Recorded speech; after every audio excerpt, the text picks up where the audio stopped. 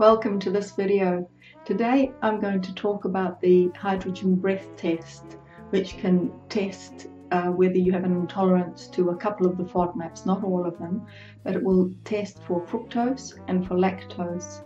And in some places it can also test for polyols or some of the polyols. I had it done in New Zealand, my home country, and that was not the case. They just test for fructose and lactose here. Now, it's done over 3 days, and you have to stay there around about 3 hours for each of the days. So you have to sort of set aside quite a space of time, and it's not cheap either.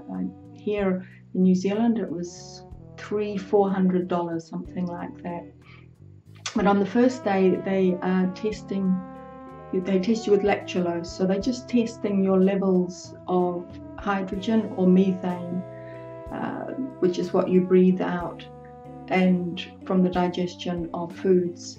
And I think it's about a third of the population breathe out methane, and I'm one of those, and the rest breathe out hydrogen from the digesting. So they want to see what a baseline is for you on because lactulose is not something that you would react from. It wouldn't cause the fermentation that the FODMAPs can create. So they test that first, and then you go back for a second time, and for me they tested fructose next, and they give you a drink, quite a big drink, a very, very sweet drink of fructose.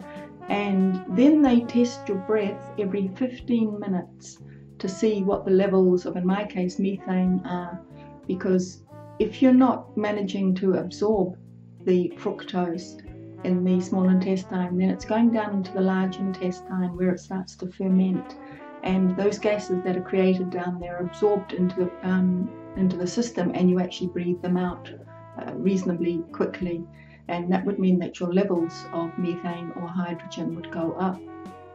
And in my case they went up quite considerably, and they kept testing me for the whole 3 hours, and I was pretty sick during that time because I was highly I was not really absorbing the fructose at all.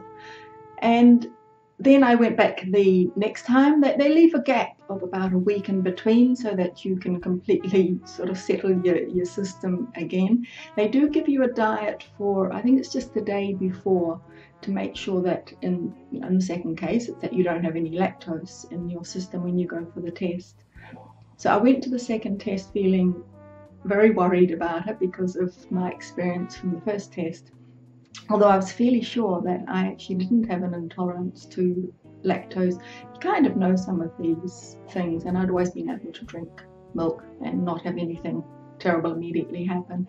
Anyway, so they give you a big glass of the lactose. It's not milk, but lactose. It was a clear liquid, and then they do the same thing. They test you every 15 minutes to see what your hydrogen or methane levels are. In my case, nothing happened really. I felt fine the whole way through for the 3 hours, but they kept me there for the 3 hours. Sometimes they don't need you that long. And then in my case, because I was a methane breather, they had to send that away to get analysed at another lab. If it was hydrogen, they would have done it right there and then and would have given you the results, but I had to wait a couple of weeks. But by then I knew anyway I was malabsorbing fructose but not lactose.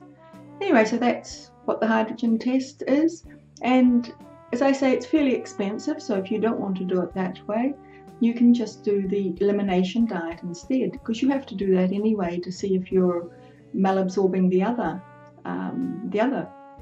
FODMAPs like fructin and the other polyols and the galacto-oligosaccharides, which are the legumes. So you might as well do the elimination diet anyway. And if you have any intolerance to any of those FODMAPs, then the FODMAP diet is for you, but you can tailor it to yourself.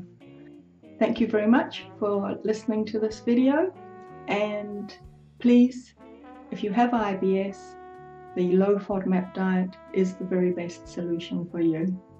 Goodbye.